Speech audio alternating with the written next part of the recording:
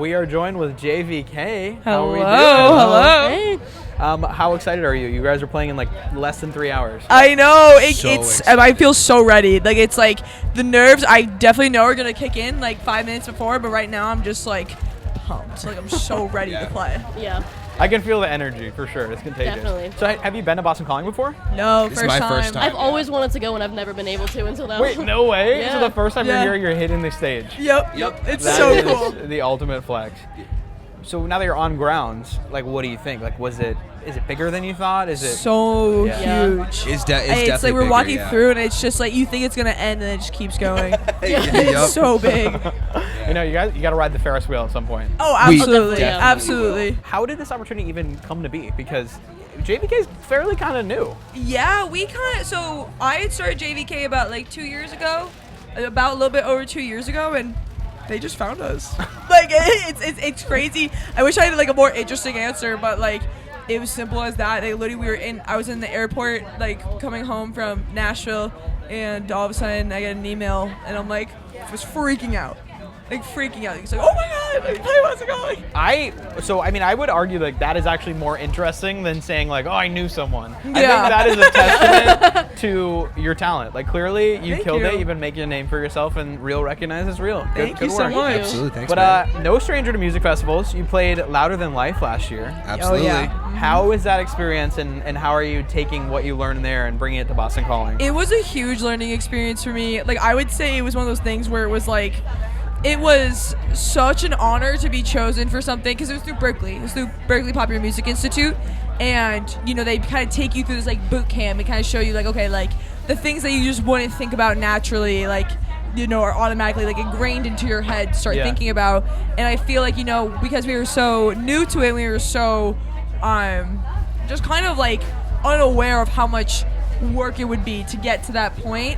I feel like this time around it was like okay I know exactly what we have to do. Yeah. I know exactly what we have to do and just like how to go about it and the work that we need to put in, and everyone is so like good about being critical of each other, you know, and just yeah. making sure that everyone's doing their best and that you know every need and every want and every criticism is being said because it only just makes you better. Yeah, absolutely. And I think it was a much more like focused rehearsal process because like you know we were like all right you know we did the Berkeley boot camp, we had done it before, we like you know sat down with the team, made like a whole schedule for each rehearsal, all that stuff. It was like you know it's cool to have that experience, be able to like really just Yeah. focus in and be like all right you know we did last time, let's take notes, let's move on type of stuff. Like it was a really great experience getting ready for it. Yeah, I mean, it must also take the stress off of it. Like, at least you know the work you got to put into. Yeah, because I remember like at this time, like around like because we had like the same exact time slot. Funny enough, we're playing at 5:20 today. It was 5:20 last when we did Louder Than Life, and I remember around like the 3 hour mark, I was like, I'm gonna vomit, and like this time I'm like I'm ready to go. That's awesome. So you hit on kind of being relatively new. I know it started as a solo project. So how did JVK? How did it come about? Well, so I had gone through a few different iterations of JVK with like different people, and you know, and a lot of it didn't work out just due to like different availabilities, different mindsets, and you know, just being able to. The hard part is like recognizing when it's time to like kind of move on with someone else that isn't within your same wheelhouse and same mindset. Yeah. And so Kay and I, we've been playing together for like 10 years now, within another band, and then that band kind of broke apart, and we had. You know, drifted apart, and then some time goes by. I need a fill-in for guitar, and I call Kayla, and I'm like, "Want to come play?" And then the rest is And history. immediately I was like, yep. And then with Atticus here, we both got together because our two different bands put together a show at Lynch Family Skate Park in Boston 2 years ago. 2 years ago, and then now, and I need the same thing. I need a fill-in. I was like, let's go. Let's was do there. it. I need you. And the rest is history. The rest Absolutely. is history. You're continuing to kill it. I gotta actually congratulate you. I saw Good Talk recently hit 20K Yeah. streams. Yeah, it did. Thank you. It had like a little bit of a life on TikTok too. It did. How did you feel about that moment? It was so stupid. Like it was. It was Okay, not what I thought you were gonna say, but well, the thing was is that like no, I'm so grateful for like the recognition, like the little bump that it gave us. Like I'm so thankful for that. But like I swear, it was like so unexpected. I made a TikTok and it was about this whole song about just like it's just like getting ghosted. It's like probably my least serious song that I have. And you know that one hook, like I checked my phone, no text. I was like, oh, like that could be something. And so I remember it was me just like staring at the camera, being like, oh, me when I get ghosted, so I write a song about it. And it got like 40,000 views overnight, and it was like 5,000 likes. All the comments were like, when is this coming out? And I was like, oh my god, this is the song that's happening right now. And so it created this like huge life. Like it got like 10,000 streams in like a week.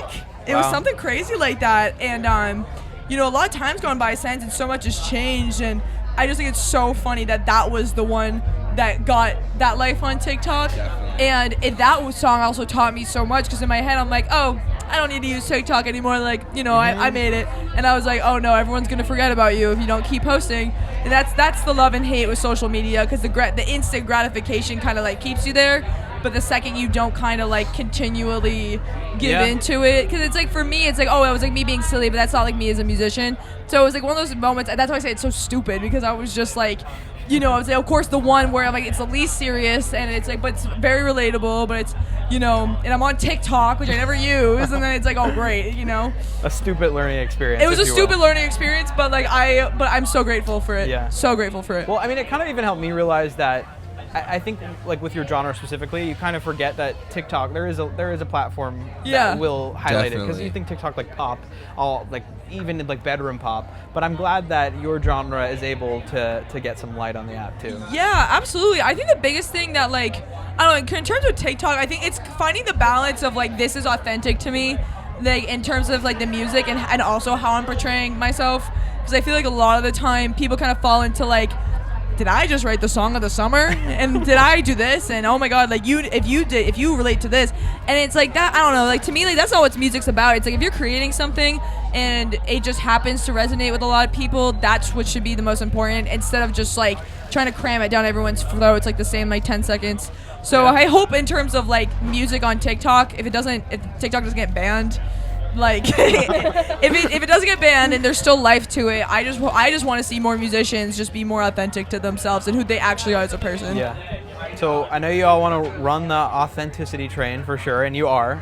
But I'm curious, what is the end goal for JVK? Stadiums. Whoa, Headlining okay. stadiums, Grammys. We're never stopping. It's one that we were talking about this last night, because we kind of were having this like got into the like, really deep conversation while driving home from our rehearsal, and I was like, there's just no such thing as giving up in this scenario.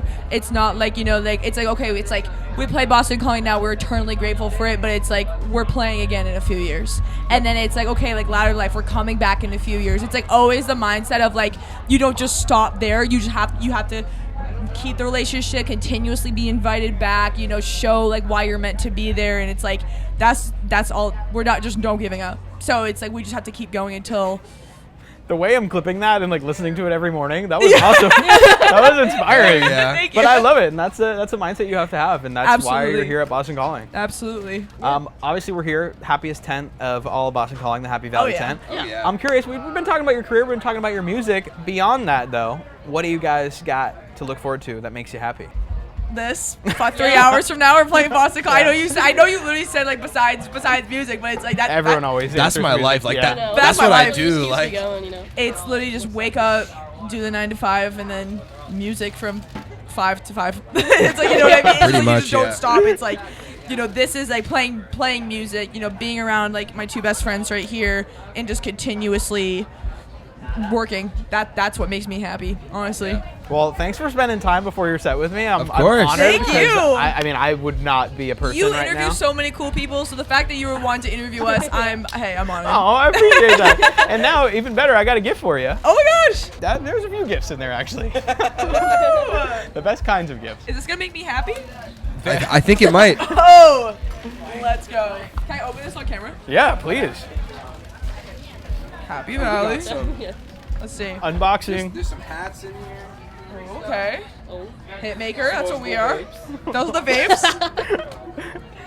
These are cool. This is so Thank cool. you. Thank you so much. Of course. Oh, that's some swag too? Oh, Oh yeah. my god, yeah. Yeah. It's like Christmas. These are so cool. This is so cool. Thank you. Yeah, no, thanks, Happy Valley. They're the ones who set it up. Thank you, Happy Valley. Yeah, thank you. This is awesome.